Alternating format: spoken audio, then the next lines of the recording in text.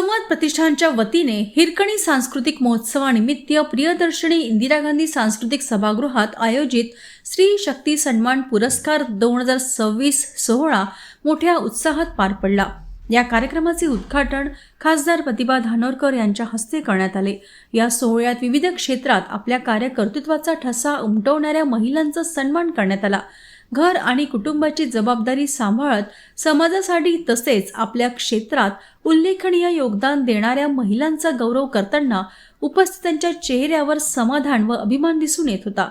स्त्री सशक्तीकरणाच्या दिशेने संवाद प्रतिष्ठानने उचललेले हे पाऊल प्रेरणादायी असून महिलांच्या कार्यांचा सन्मान समाजासाठी दिशादर्शक ठरेल असे मत यावेळी मान्यवरांनी व्यक्त केले।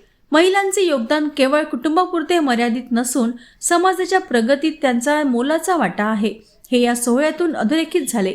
या कार्यक्रमास संवाद प्रतिष्ठानचे अध्यक्ष चंद्रकांत वासाडे, राजुरा विधानसभा मतदारसंघाचे आमदार देवराव भोंगळे, सचिव विजय बतखल, सेवानिवृत्त अधीक्षक अभियंता सुनील कुंभे, अमित येरगुडे, संजय ढवस, उत्तम डाखरे, किसन नागरकर यांच्यासह महिला भगिनी मोठ्या संख्येने उपस्थित होत्या।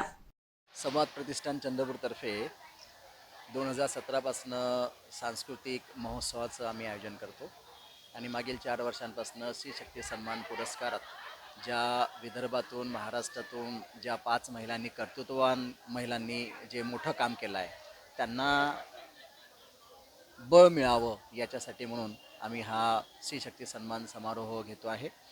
आजच्या या स्त्री शक्ती सन्मान समारोहामध्ये विदर्भातून नागपूर, यवतमाळ, घाटंजी, वणी इथून सगळींकडून या महिला आजच्या या समारोहाला उपस्थित आहे। सगळ्यांनी ही जी भरभरून जो प्रतिसाद दरवर्षी आम्हाला मिळतो त्यासाठी सर्व स्त्री शक्तींना मी पुन्हा एकदा धन्यवाद देतो।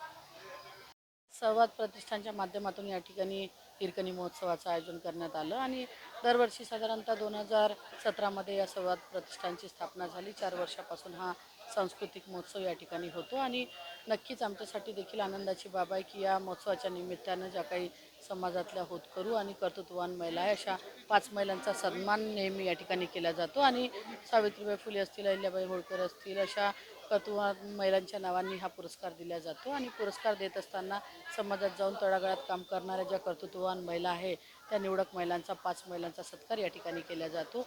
खऱ्या अर्थानं सांस्कृतिक कार्यक्रमाच्या निमित्तानं देखील ज्या महिला कर्तृत्ववान आहे, ज्या खऱ्या अर्थानं कलागुणांना वाव देण्याचं काम हे हिरकणी महोत्सवाच्या निमित्तानं होते।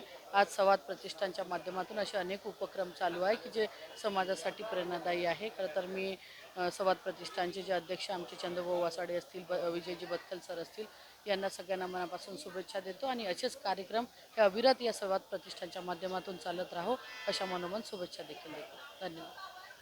संवाद प्रतिष्ठानच्या माध्यमातून दरवर्षी आपण हिरकणी महोत्सव साजरा करतो। या महोत्सवाच्या माध्यमातून स्त्री शक्ती पुरस्कारसुद्धा आपण वितरण करतो।